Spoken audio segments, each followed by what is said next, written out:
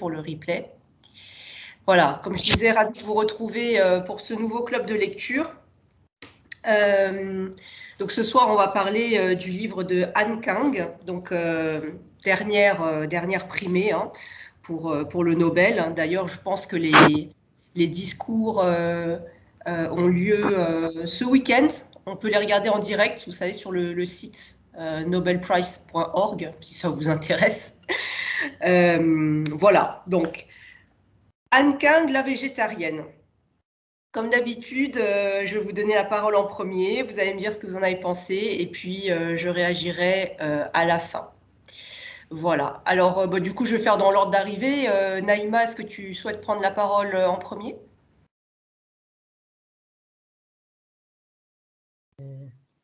Bonsoir. Bon, moi je suis pas arrivée malheureusement. Je crois que j'ai lu la moitié ou un peu plus que la moitié, mais j'ai pas réussi à tout lire. J'ai eu pas mal de déplacements, donc je suis désolée. Mais première impression, je trouve l'idée géniale. Ça c'est déjà le fait de passer du monde animal auquel nous appartenons au végétal comme ça. L'idée m'a beaucoup plu. Et puis, jusque là où je suis arrivée, donc à un certain moment, c'était un petit peu lent, on ne comprenait pas trop. Je me disais comment il va arriver à faire un petit peu de bouleversement dans l'histoire. Et puis, après, une fois qu'il a eu l'idée de la vidéo et tout ça, donc j'ai été captivée de nouveau. Au niveau style, j'ai adoré le début. Ça m'arrive vraiment rarement. Mais avec ces ni grande, ni petite, ni ça, ni ça. Enfin, dans cette façon d'écrire, au début, dans sa façon d'écrire, en fait, à elle, c'était dans ce début du roman, c'était qui cadrait très bien son personnage, en fait. Et qui ne voulait pas qu'elle dépasse, enfin, qu'elle ne voulait pas qu'elle dépasse une certaine. Elle n'est ni belle, ni pas belle. Enfin, tout ça, j'ai trouvé ça comme début très bon. Voilà, donc grosso modo, je suis pas, j'ai une formation scientifique, donc au niveau littéraire, je ne suis pas très, très douée, mais je parle de mon ressenti, c'est tout. Et donc tu ne l'as pas terminé parce que tu as manqué de temps, tout simplement? Oui, tout simplement. Ok, d'accord. Bon, bah écoute, je te souhaite de prendre plaisir à lire la fin parce que c'est vrai que ce livre, il prend toute son ampleur quand on l'a terminé. Et on va en discuter. Bon, bah, on va peut-être te spoiler, Naïma, mais c'est pas grave. Je pense que tu prendras quand même plaisir à le terminer. Alors, du coup, qui était arrivé après? Je crois que c'était Solène. Solène, oui, ça fait un moment qu'on t'a pas vu, Solène, je crois. Est-ce que vous m'entendez? Non. Oui, c'est bon. Oui, bonjour. Ah, tu as réteint le micro, Solène. Je ne suis pas futée. Voilà, là c'est bon, Là, normalement. non. Oui. Oui, bonjour. Oui, excusez-moi, oui, j'étais pas là. Bref, je ne vais pas faire ma vie privée, mais je suis revenue avec grand plaisir. En plus, ça m'a vraiment parlé en fait quand j'ai vu enfin, je sais pas, la thématique, le titre, le fait que ce soit coréen, parce que j'ai jamais lu d'auteur coréen. Donc, ça m'a vraiment, vraiment attirée. Alors après, moi, j'ai trouvé ça curieux parce que je pense que c'est loin de ma culture. Donc, du coup, il y a quelque chose qui est bizarre à la fois. Je trouve il y a quelque chose d'assez bizarre qui était assez fascinant, du coup, j'ai trouvé. Moi, ce que j'ai ressenti, c'était que elle disparaissait. Et en fait, j'avais l'impression que sa disparition à elle faisait apparaître les autres personnages.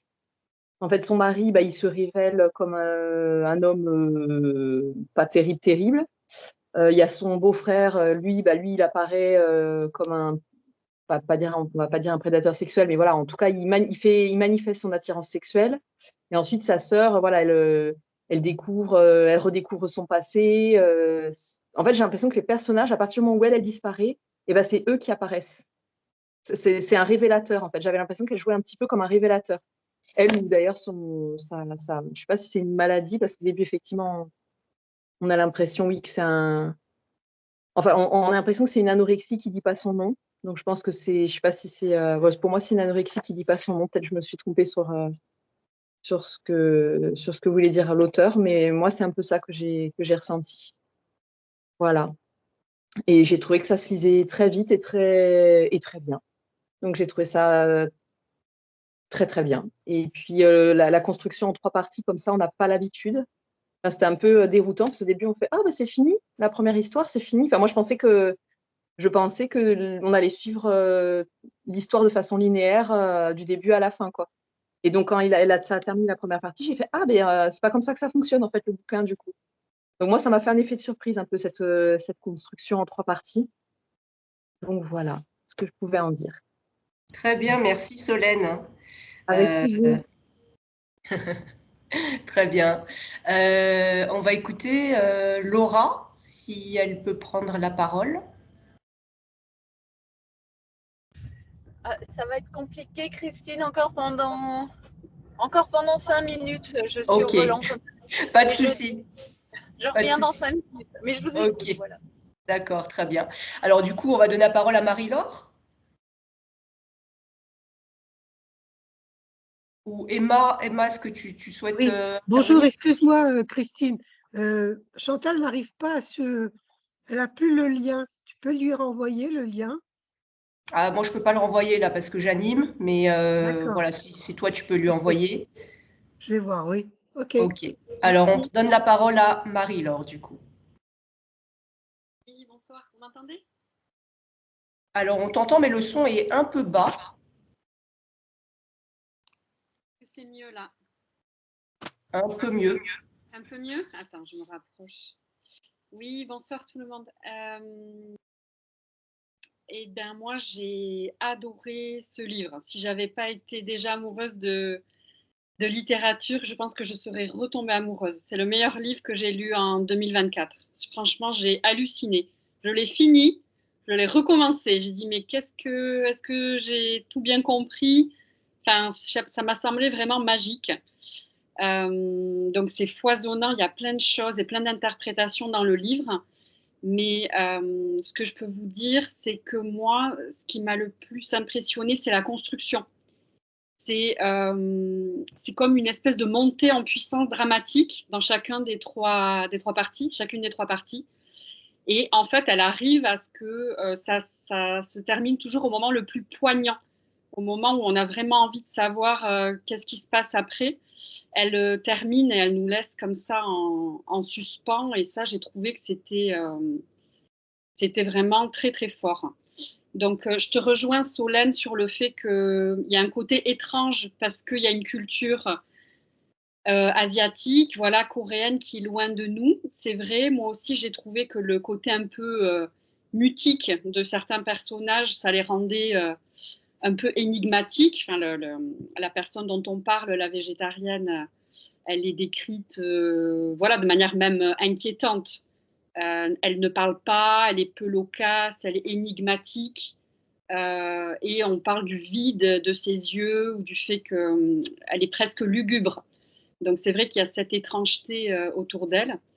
Mais en même temps, j'ai trouvé qu'il y avait des problématiques qui nous touchent aussi, enfin, qui sont communes à la culture occidentale, sur l'harmonie ou les couples mal assortis, le fait de pouvoir communiquer ou pas au sein de son couple, auprès de ses enfants et tout ça. Enfin, j'ai trouvé qu'il y avait quand même des choses assez universelles, on va dire, même si c'est vrai qu'il y a un fond coréen qui peut nous paraître un petit peu loin. Il y a aussi la soumission des femmes. Voilà, c'est comme si c'était un présupposé qu'elles soient soumises.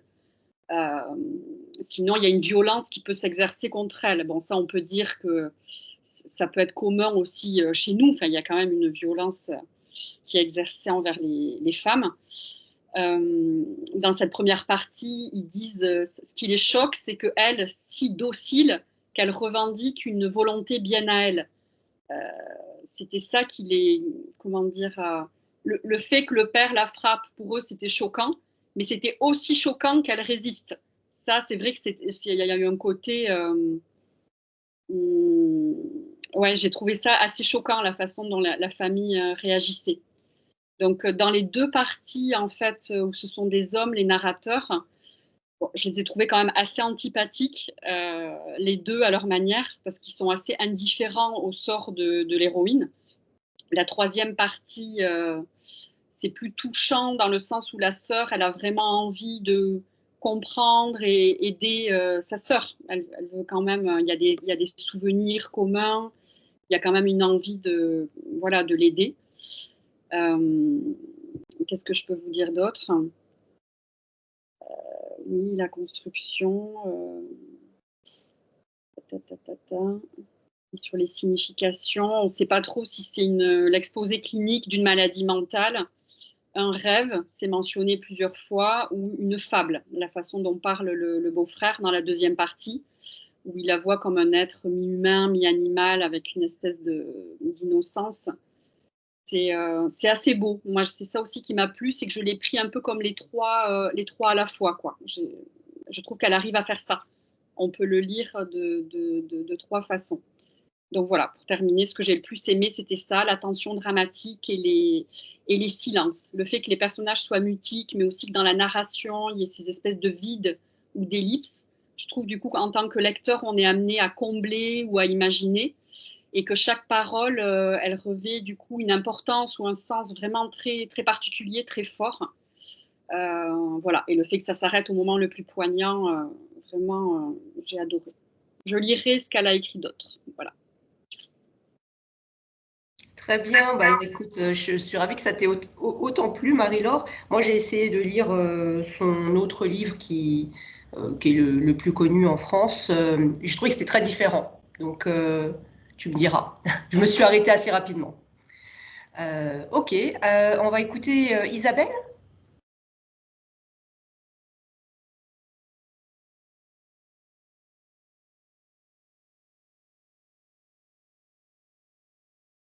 Bonsoir à toutes.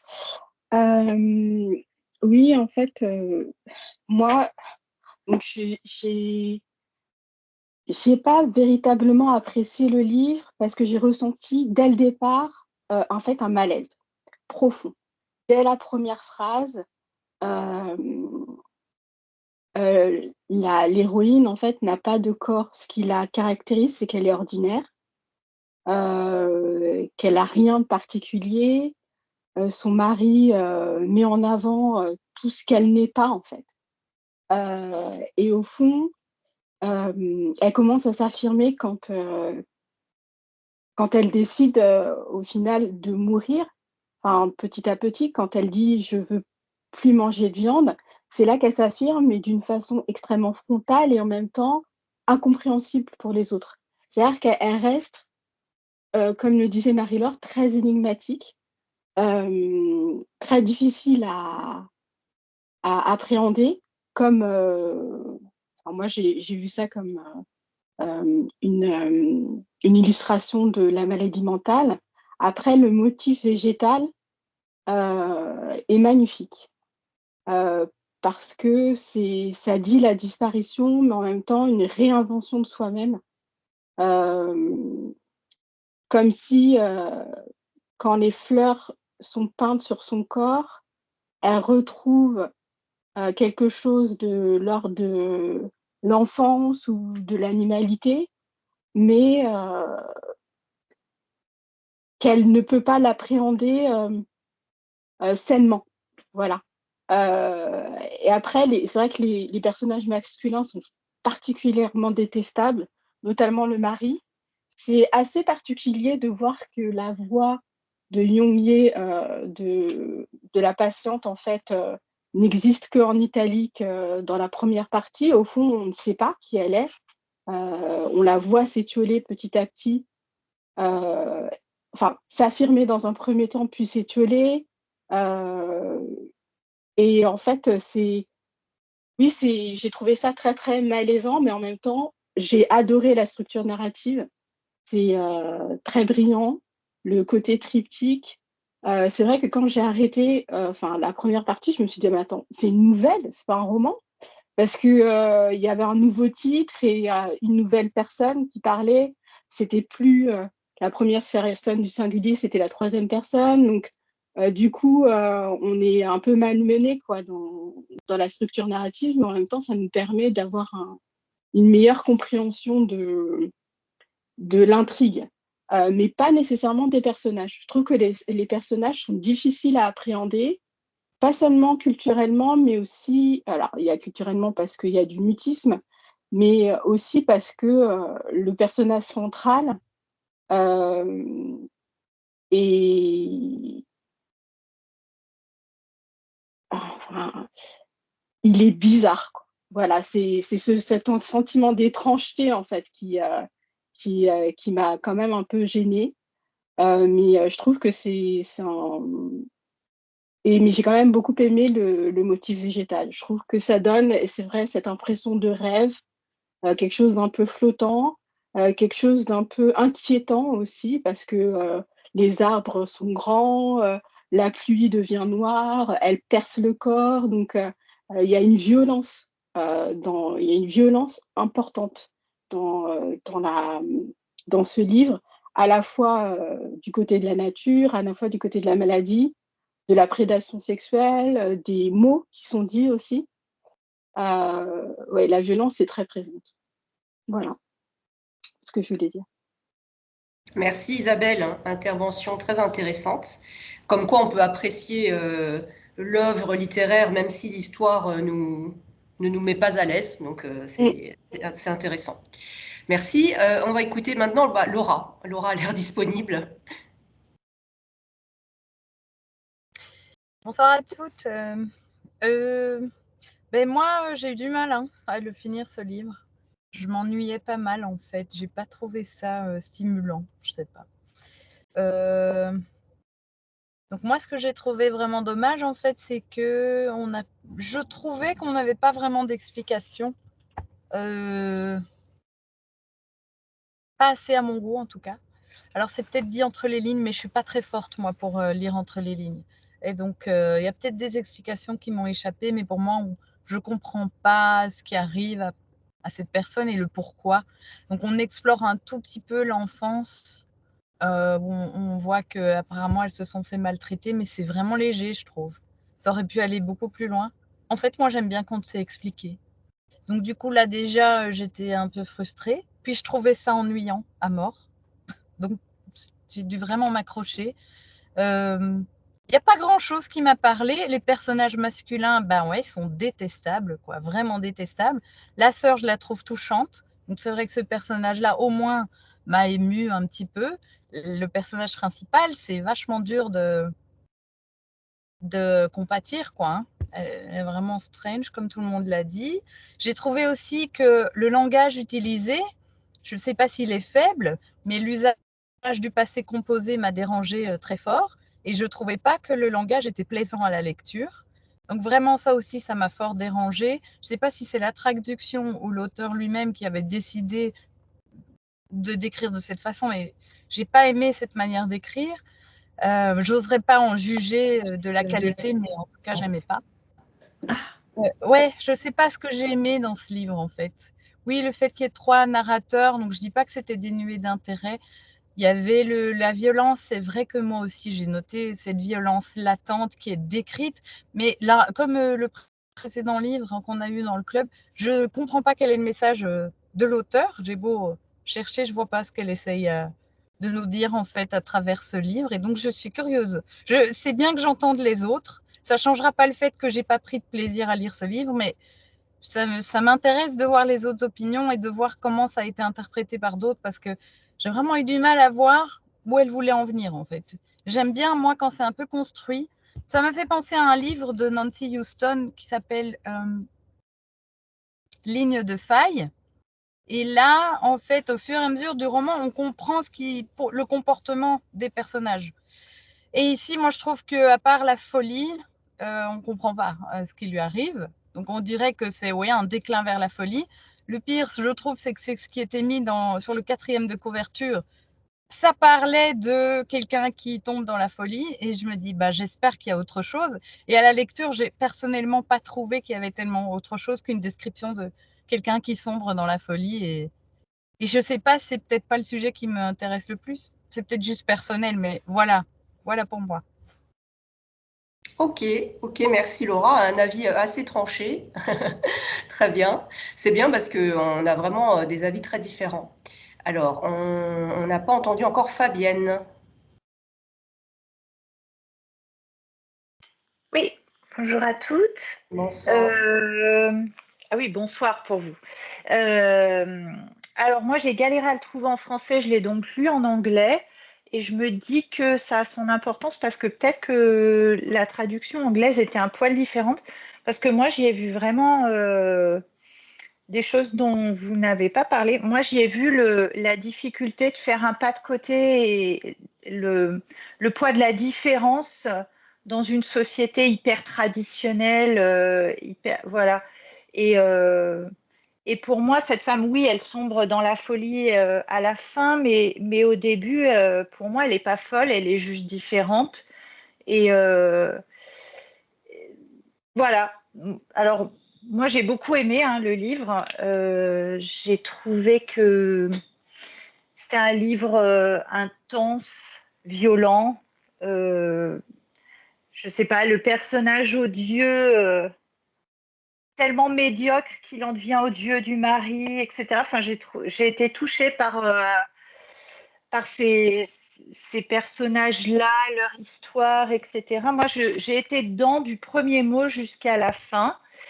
Je l'ai commencé hier soir, pour vous dire, et je l'ai fini tout à l'heure. Et donc, je l'ai presque lu d'une traite. En fait, j'ai lu les 2 premières nouvelles hier et ce matin, j'ai fini la dernière. Voilà, je trouvais donc que c'était vraiment un livre qui interpelle. Je pense que les machistes coréens, ça doit être un peu dur pour eux, quoi, ce genre de lecture. Et de voir que cet auteur-là obtient le prix Nobel, qu'elle va représenter la Corée avec un livre comme ça qui crache sur la violence masculine. Moi, je trouve que c'est assez chouette qu'elle ait le prix Nobel de littérature. Voilà, ouais, moi j'ai beaucoup aimé cette tension dramatique. J'ai eu l'impression d'avoir un couteau sous la gorge pendant toute la lecture. J'ai trouvé que c'était vraiment, ouais, j'avais la chair de poule tout le temps. J'ai eu du mal à le lâcher cette nuit. Il m'a bouffé une grosse partie de ma nuit. Voilà. Après, il me semble avoir lu quelque part que, en fait, elle l'avait écrit c'était 3 nouvelles différentes initialement, et que c'est l'éditeur qui a publié les 3 ensemble. Je ne sais plus où j'ai lu ça, mais je l'ai lu sur un blog littéraire. Est-ce vrai, est-ce pas vrai? Voilà, à vérifier, mais voilà. J'ai pas eu le temps de faire beaucoup de notes, donc je sais plus. En plus, j'ai la moitié des trucs qui sont en anglais. Qu'est-ce que j'ai Il y a une chose qui m'a beaucoup plu. J'ai trouvé très poétique à ce niveau-là. Le fait de l'oiseau blanc, la présence de cet oiseau blanc, je trouvais que c'était un détail qui apparaît à la fin de la première nouvelle.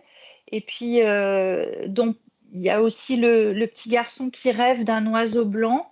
Et à la dernière nouvelle, l'oiseau est noir. Je trouvais que c'était très, très chouette quoi, d'avoir quelque chose comme ça qui reste jusqu'au bout.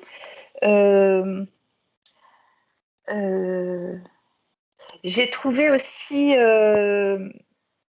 intéressant, alors en anglais c'est Time Passes, le fait que je crois que c'est dans la dernière, oui c'est ça, dans la dernière partie, elle répète le temps passe. J'ai trouvé que c'était intéressant d'avoir une phrase comme ça courte qui était, ça donnait un espèce de rythme et j'ai bien aimé ça. Voilà. Ouais, bah, je crois que c'est à peu près ce que j'avais à dire. Je regarde mes brouillons de notes. Ouais, non, voilà. Je pense que c'est tout. Bon, bah merci Fabienne, c'est intéressant que tu l'aies lu en anglais. Je reviendrai sur ça tout à l'heure. Merci pour ton intervention. Alors, on va écouter maintenant Emma. Oui, ben, ce livre m'a dérangée.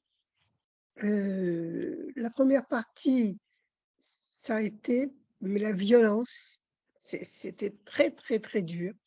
La scène du chien qui mord la petite fille et qui après il sert de nourriture, c'est crash quand même, hein, pour moi. Et, et puis, il y a beaucoup de références à la chair, au sang, tout le long des trois parties. Elle-même, elle a plus de chair, elle a plus que la peau sur les os. Donc, ça aussi, ça m'a interrogée, ce souci-là d'écarter le corps. Au début, elle est inexistante et puis après, elle devient invisible. Et bon, il n'y a que son beau-frère, et ça, j'ai beaucoup aimé ce passage de peintre sur le corps. Elle renaît à travers ses fleurs, donc à travers effectivement la nature. Et ça, j'ai beaucoup aimé, mais c'est complètement incompris par les autres parce ils internent, non, ils incarcèrent le beau-frère. Elle part à l'hôpital psychiatrique. Et finalement, cette relation à la nature m'a accrochée aux deuxième partie. La troisième partie qui est au présent, qui n'est plus à l'imparfait ou au passé composé comme les deux autres parties, c'est la sœur aînée qui est là et qui se demande peut-être que c'était elle aussi qui aurait dû être folle. Voilà, en fait, c'est la mort et la folie, quoi. Cette direction-là, ça m'a beaucoup affectée. Mais ça, c'est moi, quoi. C'est un thème que j'aime pas trop aborder, la mort et la folie. Voilà. Très bien, merci Emma. Je suis contente parce que vos ressentis sont quand même assez différents et c'est le signe d'une grande œuvre en général. Très bien. Alors, on n'a pas encore entendu Nolwenn.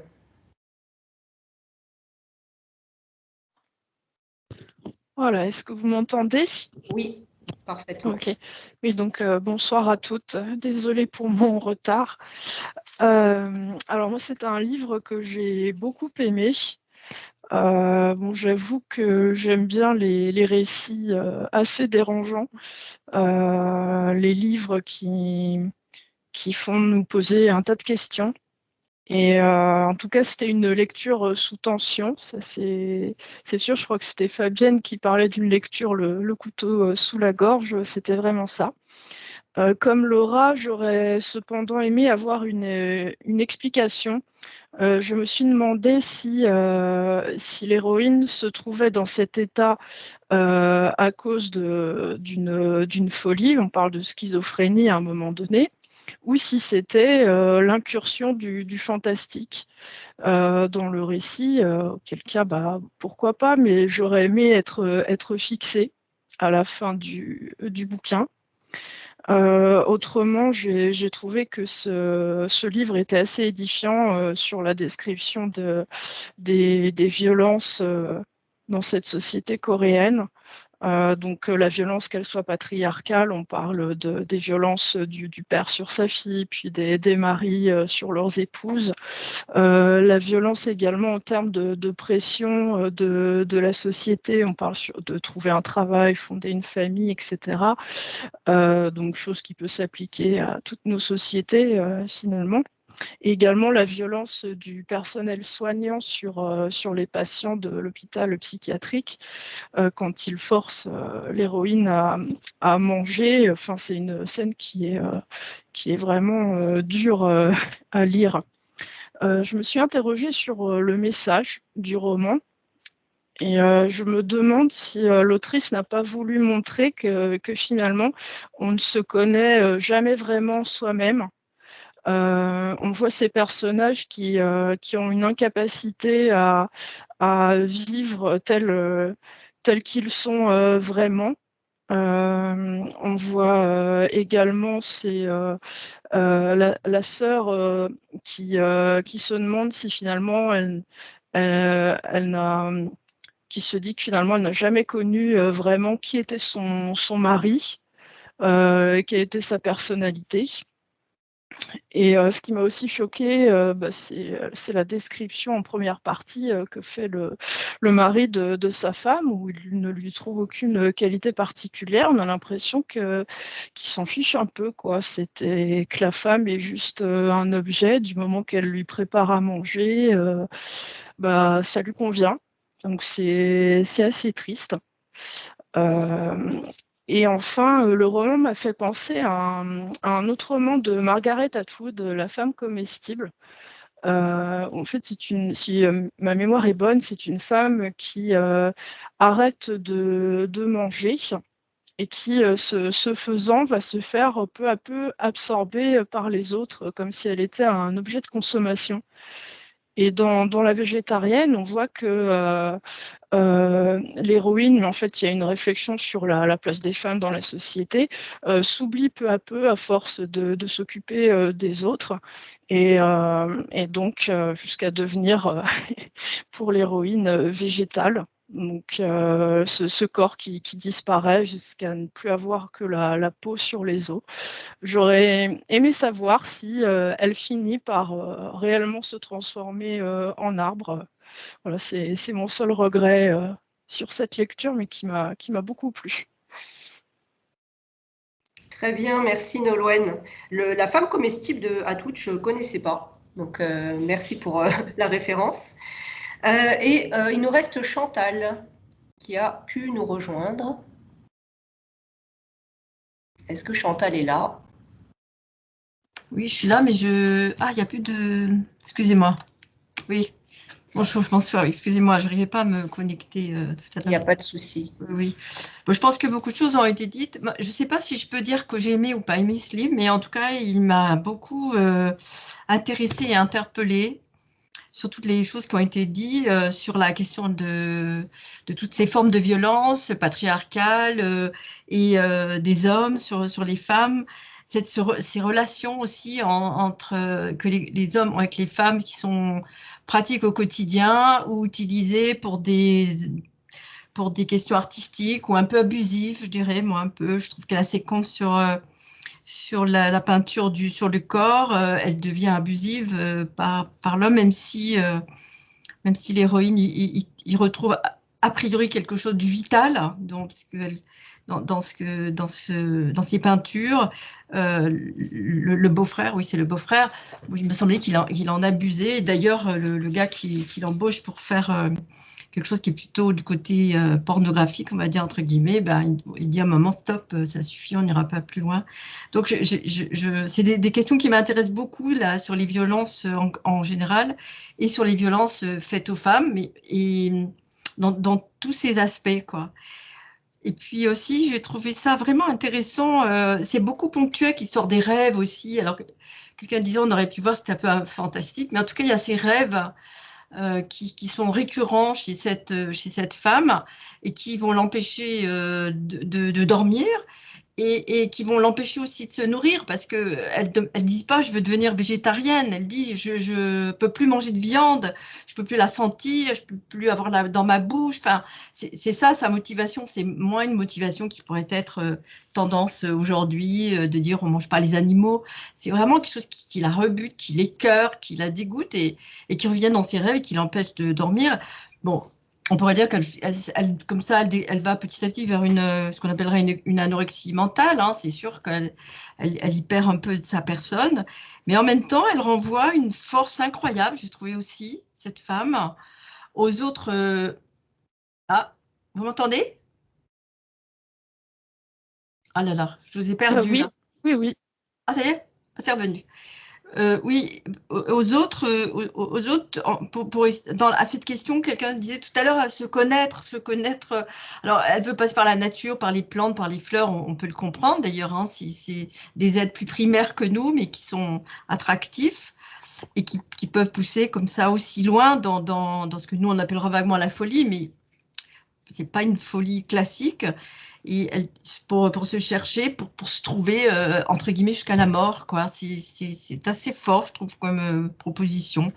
Donc, moi, ça m'a beaucoup fait réfléchir sur toutes ces conditions, sur toutes ces questions-là. Et je l'ai relu tout à l'heure, parce que je suis partie loin, donc j'avais un long trajet en métro. Et j'en ai relu des passages avec la même tension que j'avais lu la première fois, le livre-là. Cette même tension forte, comme ça, très forte. Très bien, merci Chantal. Ok. Bon, écoutez, vous avez dit beaucoup de choses. Je vais ajouter deux, trois informations, deux, trois ressentis. Alors déjà, il faut savoir que La végétarienne, il a été traduit en français en 2015 pour la maison d'édition Le Serpent à plumes, qui depuis a été liquidée, a fait faillite. Cette maison d'édition a fait faillite en 2019, donc 4 ans après avoir publié An Kang. Et ce qui est intéressant à savoir, attendez, je vous sors les chiffres, parce que c'est hyper intéressant. En ce moment, j'étudie beaucoup la question du monde de l'édition.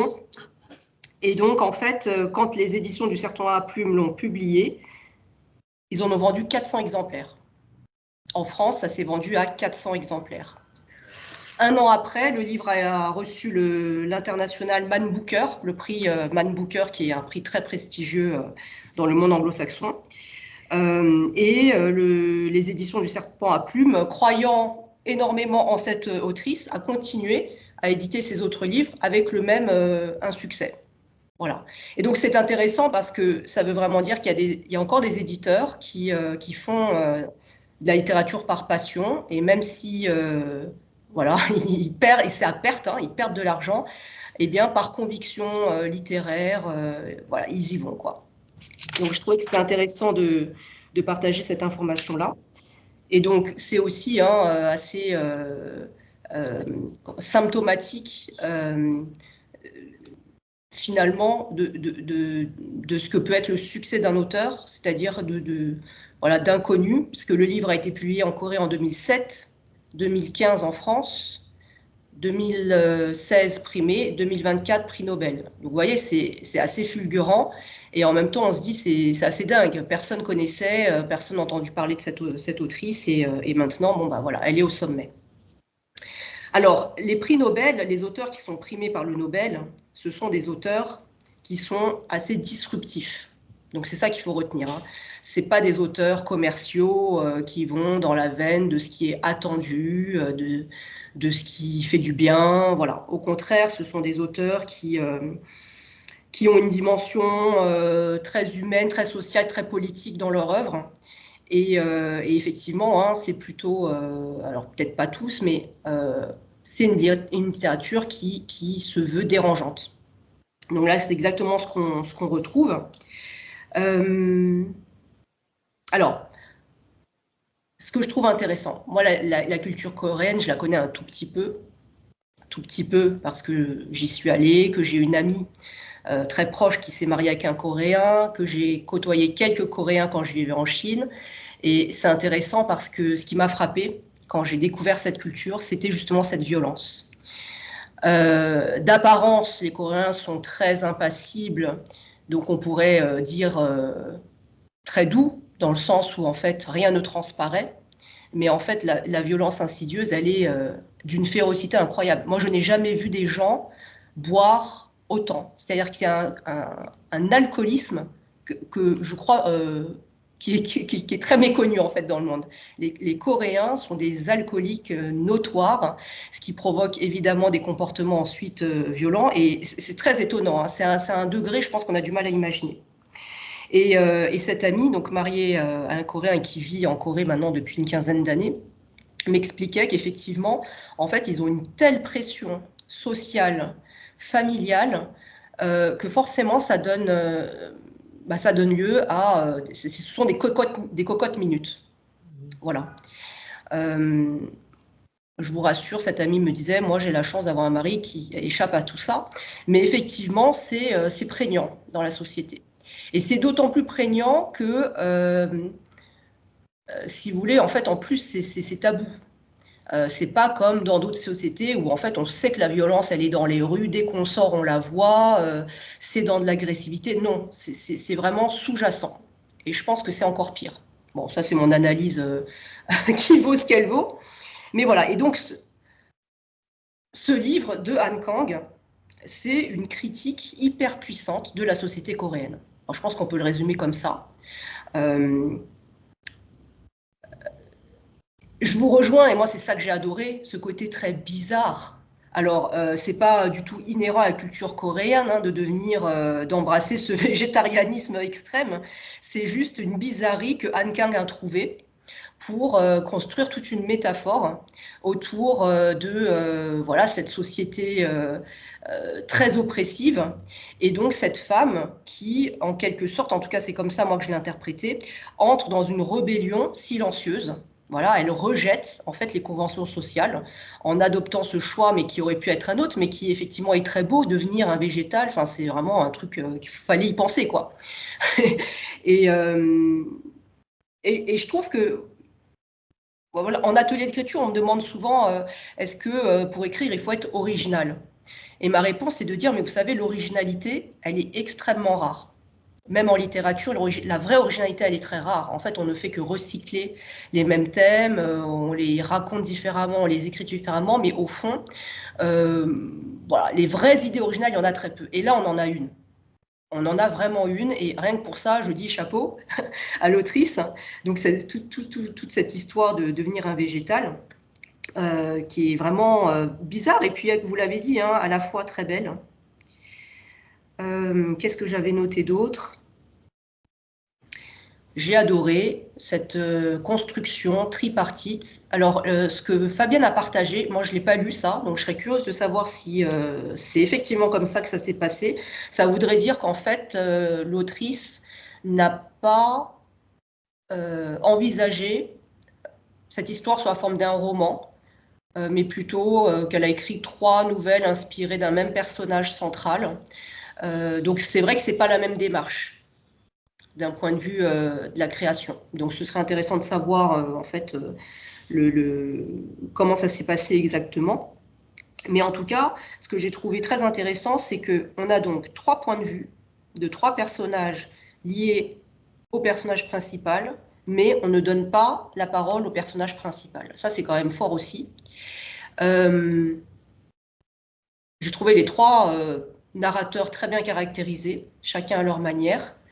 J'ai vérifié pour ce qui est des temps de conjugaison. En fait, c'est vrai que c'est mélangé. Hein, les 2 premières parties sont au passé, mais on a un mélange de imparfait, passé simple, passé composé. Et la 3e est effectivement au présent. Et en fait, moi, je me posais la question, est-ce qu'en coréen, on a ces temps-là? Parce que vous savez, il y a des langues, par exemple en chinois, il n'y a pas de temps. Il n'y a pas de passé, présent, futur. Ça n'existe pas. Tout est au même temps. Et ça, c'est très intéressant parce qu'on sait qu'une langue reflète une vision, une philosophie de vie. Et donc, je m'interroge sur est-ce qu'en coréen, en fait, on a cette distinction-là? Et si ce n'est pas le cas, ça voudrait dire qu'en fait, ce sont des libertés prises par les traducteurs et qui forcément impactent aussi le résultat à la lecture. Et donc, ce serait intéressant, Fabienne, toi qui l'as lu en anglais, en fait, de voir si les 3 parties sont dans des temps différents, parce que déjà, ça nous donnerait un indice sur cette gestion voilà, du temps dans la traduction. Il y a autre chose aussi dont vous n'avez pas parlé et moi qui m'a laissée dubitative. Vous savez, quand l'Académie décerne le Nobel, en fait, ils justifient leur choix par une phrase. Et là, pour Han Kang, c'était une prose intense et poétique qui se confronte aux traumatismes historiques et expose la fragilité de la vie humaine. Alors moi, la poésie, c'est pas mon domaine de prédilection. J'ai pas noté une forme de poésie en français. Et donc, Je m'adresse encore à toi, Fabienne, hein, parce qu'en anglais, on avait un peu plus ça. Et puis, je m'adresse aussi à Nolwenn, qui écrit de la poésie. Est-ce que toi, Nolwenn, tu as vu dans cette écriture, finalement, très épurée, minimaliste, une forme de poésie?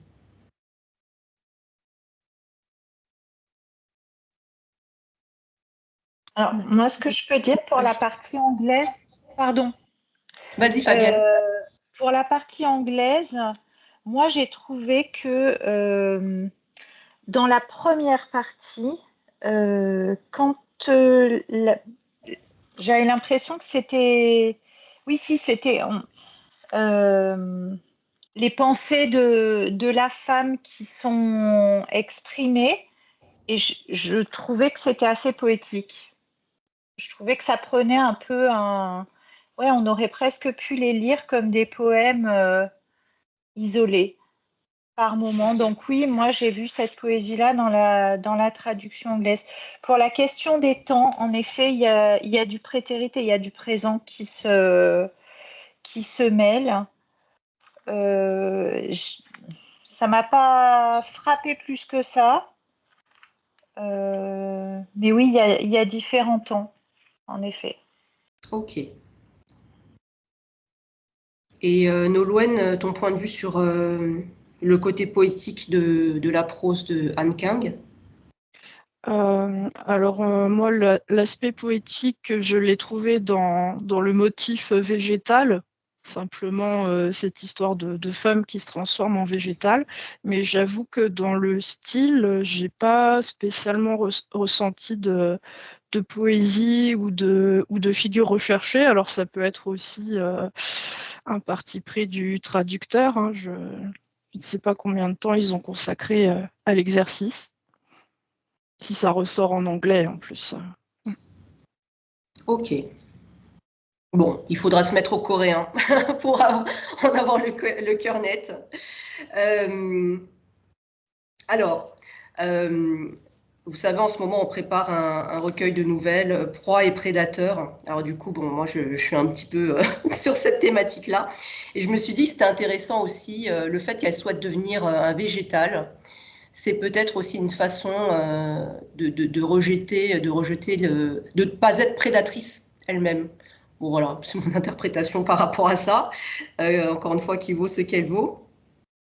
Sinon, du point de vue de l'écriture, donc on l'a dit, hein, ce qui était très, très intéressant, c'est cette structure tripartite qui nous donne en fait une vision un peu kaléidoscopique de ce personnage qui est non linéaire.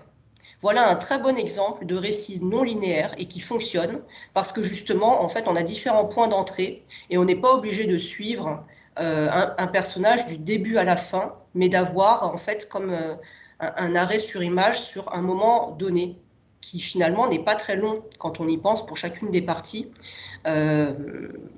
Vraiment, je pense qu'on nous raconte hein, en quelques scènes des moments qui peuvent se mesurer sur quelques heures.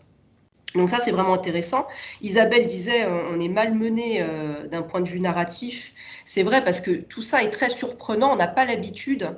Et en même temps, c'est ce qui fait, je pense, le génie. C'est-à-dire qu'on est malmené, mais on suit. On ne se dit pas, mais là, je suis complètement perdu et je ne comprends pas ce qui se passe. Hein. L'interprétation, les choix de l'auteur parfois sont difficiles à interpréter, mais en termes de construction, on ne se dit pas que c'est quelque chose de chaotique qui n'est pas abouti. Donc, de ce point de vue-là, c'est un parfait exemple en écriture en tout cas, je dis souvent, il y a la règle et vous devez connaître et maîtriser la règle pour ensuite la contourner de façon justifiée.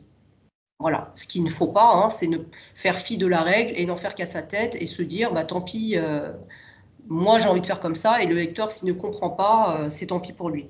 Non, parce que là on comprend son intention, parce qu'elle est aboutie, elle est menée jusqu'au bout, même si c'est déroutant. Alors je crois que c'était Marie-Laure qui disait qu'il y avait des ellipses.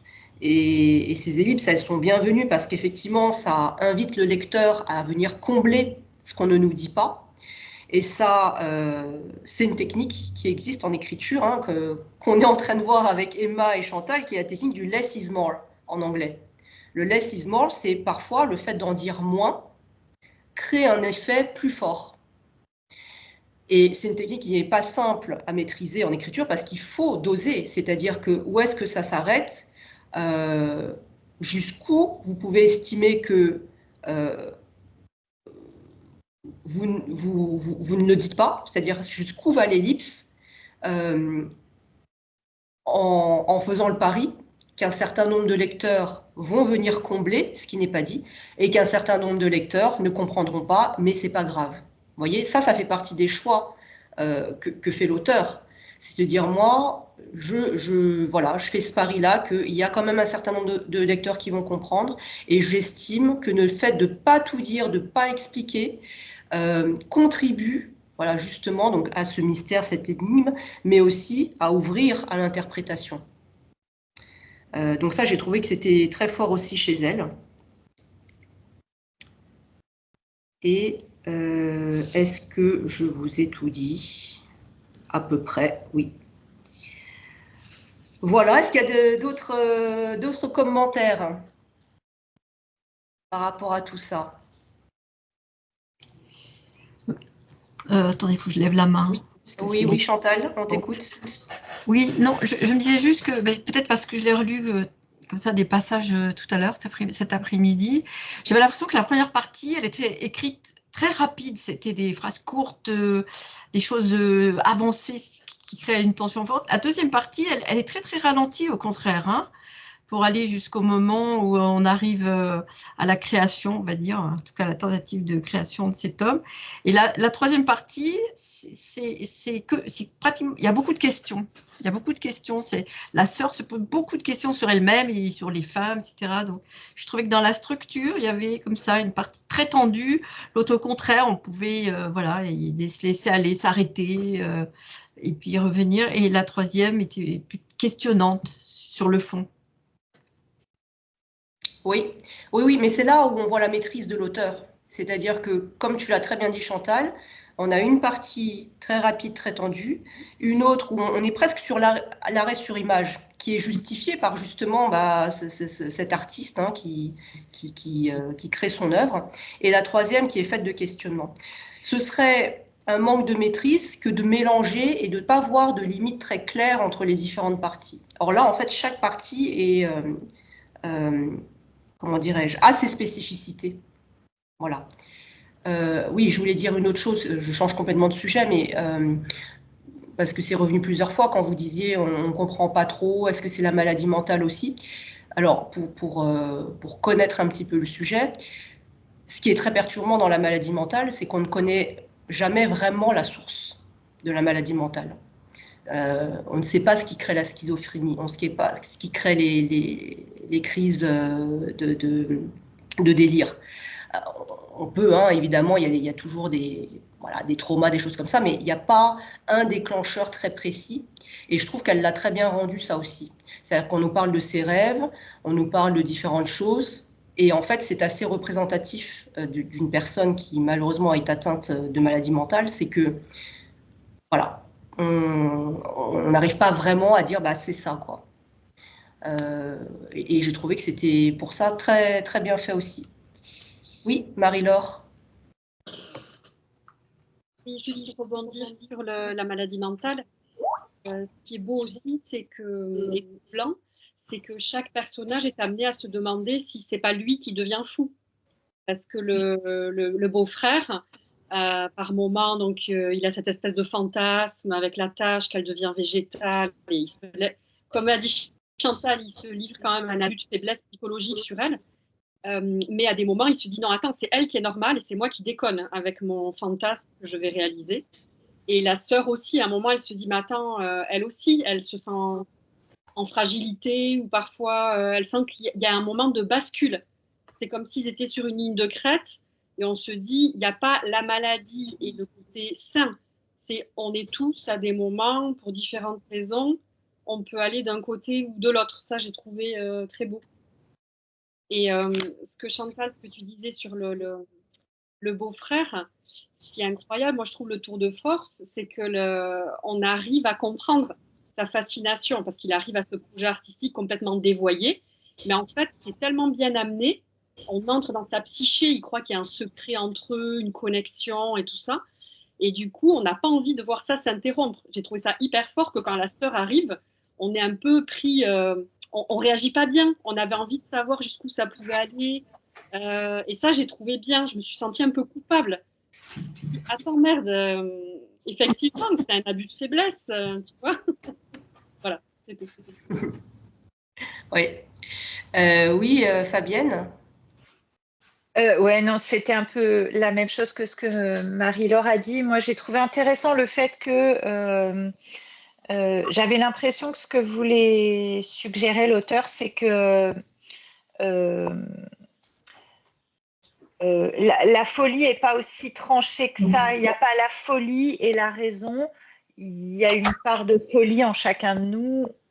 Voilà, après, qu'est-ce qui la réveille ou pas voilà, je trouvais cette idée-là assez intéressante. Oui. Ok, Naïma. Ben, pareil, j'ai 2 points, justement, qu'il y a toujours une part de lumière, une part d'obscurité dans chaque personne. Moi, c'est comme ça que j'ai eu, j'ai senti le roman. Et par rapport au traumatisme déclencheur, bon, peut-être que je me trompe, mais il semblait voir dans son rêve une analogie avec. Ça fait longtemps que j'ai lu ça. C'est un chien blanc qu'elle devait avoir et il y a un tissu blanc. Non, il n'y avait pas. Il m'a semblé qu'il y avait quelque chose comme ça ce qui pour moi, ça voulait dire le traumatisme, en fait.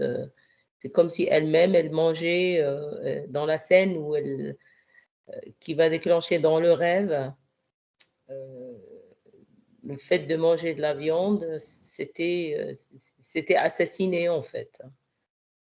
Donc, pour moi, tout le voyage était en fait, je deviens végétal.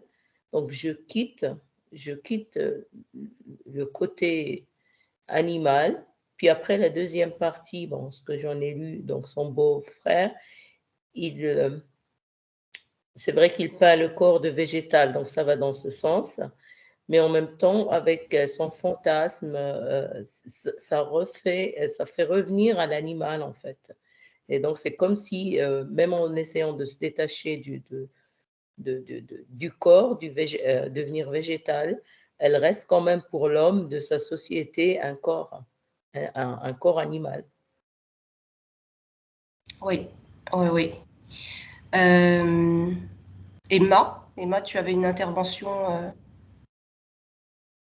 Non, enfin, je pense que je rejoins ce qu'il vient de dire sur qui est fou et qui est normal. On peut être l'un et l'autre. La sœur, elle le dit très, très nettement à la fin, hein. Elle le dit et on se demande. Et c'était très fort quand elle vient, qu'elle lui apporte des fruits et qu'elle lui fait sentir les fruits et que ça ne marche pas non plus, elle ne veut pas se nourrir. Donc, en fait, elle veut redevenir, elle le dit à un moment donné, quand elle se met à l'envers, ses mains vont être des racines, là. Et là, elle doit se dire, j'ai le droit de mourir. D'abord, elle le dit, j'ai le droit de mourir. Et elle veut redevenir poussière pour retourner à la terre, quoi. Enfin, je l'ai ressenti comme ça, quoi. Mais il y a je veux mourir. Laissez-moi tranquille. Laissez-moi tranquille. Et malheureusement, on ne la laisse pas trop tranquille, quoi. Oui, oui, oui. Oui, Isabelle?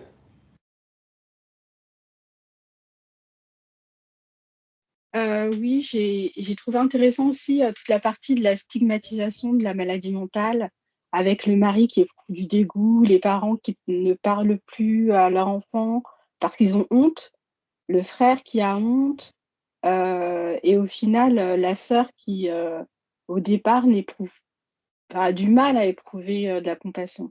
Ça met du temps pour elle. Elle dit qu'au début, elle vient que tous les mois. Et au final, c'est quand elle s'interroge sur sa propre fragilité qu'elle arrive à faire un parallèle et à éprouver de la compassion. Et ça, c'est quelque chose de très classique. C'est pas seulement dans la société coréenne, enfin même dans la société occidentale, la maladie mentale, c'est encore quelque chose de très tabou. Et finalement, il n'y a que le beau-frère, par sa propre marginalité, en fait, qui la considère comme saine d'esprit. Et il n'y a pas ce rapport-là de la folie, parce que tous le disent à un moment donné, mais tu es folle, mais qu'est-ce que tu fais? Et lui, il ne s'interroge pas du tout sur ce qui se passe. Il est juste, il l'essentialise un peu, c'est vrai, mais il ne parle pas de folie. C'est le seul qui n'interroge pas de cette façon-là. Et du coup, il a un rapport plus neutre, on va dire. Voilà. Même s'il y a de la prédation sexuelle, quoi. Et ça, j'ai quand même aimé. En fait. C'est plus de l'intérêt, voilà, exactement. Mais oui, j'ai bien aimé le fait qu'elle mette en avant la stigmatisation de la maladie mentale. Oui, oui, Chantal, et puis après, on va devoir arrêter. Hein.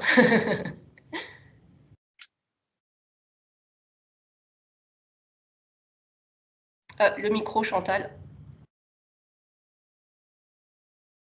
Excusez-moi. Non, je voulais dire que j'étais tout à fait en phase avec cette idée que la folie et la non-folie, c'est une ligne de faille entre les deux. Parfois, on peut basculer du côté de ce qu'on appelle la folie. Mais je me disais que dans cet ouvrage, on pourrait se demander, mais ils sont tous un peu fous quand même. Enfin, tous traversent des moments de folie. Quand le père, il tue le chien et puis qu'il le traîne avec son véhicule, quand il frappe son enfant, quand il veut la forcer à manger. Le mari, bon, qui dit j'ai une femme qui est trop normale, mais c'est ça que j'aime. Enfin, vous voyez, j'ai l'impression que chacun ils sont traversés par cette folie, et je me disais que peut-être que ça aussi cette histoire, comme disait Christine, c'est un prétexte à critiquer la société coréenne et peut-être plus largement la société, mais aussi du côté de cette folie qui peut nous traverser tous à un moment donné, à un autre, dans des contextes bien particuliers nécessairement. Voilà. Ok. Très bien. Bon, bah écoutez, moi je suis ravie que, en tout cas, ce livre ait suscité autant de réactions. Et c'était pas prévu au programme que je choisisse cet auteur-là, mais comme voilà, le prix avait été décerné, je me suis dit c'est trop beau. Voilà, il faut qu'on en profite, qu'on saute dessus. Il paraît qu'il existe un film, ça a été mis en... Excuse-moi Christine, oui. Ça a été mis au cinéma, j'ai vu ça. Je crois, oui, je crois. Voilà. Au théâtre de l'Odéon. Au théâtre. Ah, théâtre de l'Odéon. Pas par des Coréens? Ah, je sais pas. Oui. Parce que ce serait intéressant, hein. Je ne sais pas si vous connaissez le cinéma coréen, mais c'est extrêmement violent aussi. Hein. C'est assez tordu, quoi. Hein. Alors, on se dit, ils ont vraiment un problème avec la notion de vengeance, parce que à chaque fois, c'est d'une violence quand même incroyable. Et donc, j'aurais été intéressée de voir l'adaptation coréenne. Si quelqu'un l'avait vu, le film, s'il avait été fait par des Coréens, je ne sais pas. J'ai juste vu cette info comme ça sur le net. Bon. Non. Non. Alors, pour vous révéler un petit peu ma réflexion, il y avait d'autres auteurs avec lesquels j'hésitais. Hein, si vous voulez lire d'autres prix Nobel, j'aurais voulu vous faire lire Coetzee, qui est un auteur sud-africain, donc Disgrâce, c'est vraiment son chef-d'œuvre. Alors très violent aussi, hein. Donc l'Afrique du Sud de l'apartheid. J'avais aussi lu pour l'occasion V.S. Naipaul, qui est un auteur indien que je connaissais de nom mais que j'avais jamais lu jusque-là. Et voilà, ce sont des littératures qui nous emmènent ailleurs parce que ce sont des noms qu'on ne voit que très peu, qu'on ne lit pas à l'école, voilà, qu'on trouve très peu en librairie. Qu'est-ce que j'avais mis de côté aussi ? En tout cas, c'était les deux noms avec lesquels j'hésitais. Et puis Anne Kang est arrivée, donc finalement, c'était elle. Voilà. Excuse-moi, Christine, le deuxième, c'est qui? Alors, VS, parce que c'est un prénom indien, donc c'est extrêmement long. Donc, en fait, on met les initiales. VS, Naipaul, Naipaul. C'est Et le livre s'appelle? alors le livre lequel j'avais choisi, je ne sais plus maintenant. Je vous remettrai ça si vous voulez. D'accord, oui. Ouais. Merci. Voilà. Alors, la suite. Bon, j'avais prévu quelque chose pour 2025 et finalement, j'ai pris la décision d'arrêter temporairement le club de lecture. Je vais vous expliquer pourquoi. Parce que, voilà, en ce moment, je suis dans une production littéraire très intense. Pour 2025, il y a 2 romans et une nouvelle longue que je souhaite terminer et je souhaite commencer 2 autres romans. Voilà, tout ça en 2025, donc je sais déjà que je ne vais pas y arriver. Mais j'ai choisi de donner la priorité à mon écriture en 2025 et donc de ce fait, il y a beaucoup de choses que j'arrête, que je mets entre parenthèses, que je reprendrai plus tard. Parce que c'est pas possible de tout faire et que voilà, c'est une décision que j'ai prise récemment. Ce que j'avais prévu, je vous le dis quand même, hein, parce qu'on va le faire, c'était pour comme thématique, donc là on a fait les prix Nobel, c'était de faire les prix Pulitzer. Voilà, prix Pulitzer, donc auteur américain. Il y a beaucoup de chefs-d'œuvre à découvrir. J'avais commencé ma petite liste, mais je ne vais pas vous la dévoiler maintenant. Je ne sais pas, à vrai dire, quand est-ce qu'on va reprendre. J'espère, si j'avance très bien, ça peut être au printemps, avant l'été. Voilà, en tout cas, je vous tiendrai informé. Mais là, moi, j'ai besoin de rentrer un peu dans ma grotte et d'avancer le plus possible sur ma production littéraire. Voilà. Donc, je vous remercie pour votre compréhension. En tout cas, continuez de lire. Vous savez, le forum où je poste les prochaines lectures, vous pouvez aussi commencer des fils de discussion. Donc, si vous lisez des livres que vous avez adorés, vous pouvez aussi les partager. Hein, c'est une possibilité. Comme ça, on continue de nourrir voilà, nos listes de lecture, même si on ne se retrouve pas mensuellement. OK? Bon. En tout cas, merci d'être au rendez-vous. Voilà, on a un petit groupe hein, quand même de personnes régulières, donc ça c'est agréable. Et donc j'espère que je vous retrouverai quand on reprendra le club de lecture. Voilà. Bonne soirée à toutes. Aussi, bonne soirée. Bonne continuation de bon travail alors. Hein. Bon travail. De romans, bonne fin d'année. Oui, bonne fin À d'année. bientôt. Courage pour le travail. À bientôt. À Au revoir. bientôt. Au revoir. À bientôt. Au revoir. Au revoir. Au revoir.